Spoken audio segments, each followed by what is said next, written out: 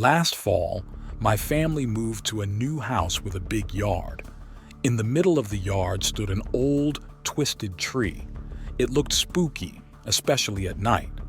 My parents told me not to worry about it, but I felt like the tree was watching me. One night, I heard strange noises coming from the yard. It sounded like whispers and soft crying. I peeked out of my bedroom window and saw shadows moving around the tree. My heart started pounding, but I decided to go outside and check it out. I grabbed a flashlight and quietly slipped out the back door. As I walked towards the tree, the air grew colder. My flashlight flickered, making the shadows dance. When I reached the tree, the whispers stopped. The yard was silent, and I felt a chill run down my spine. I shone my flashlight on the tree trunk and noticed something strange.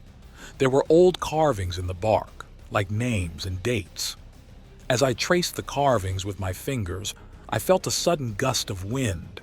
The tree branches creaked and swayed as if they were alive. Suddenly, I heard a whisper right next to my ear.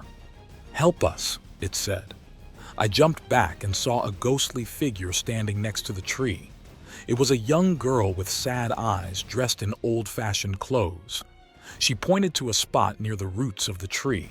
I knelt down and started digging with my hands.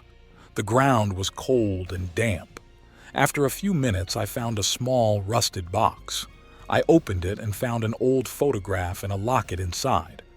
The girl looked at me and smiled before disappearing into the night. The next day, I showed the photograph and locket to my parents. They recognized the girl as someone who had lived in our house many years ago. We decided to find her family and return the items.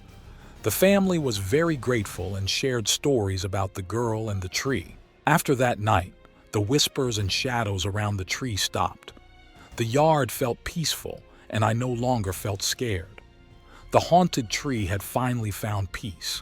I will never forget the ghostly girl and the spooky events that led us to her story.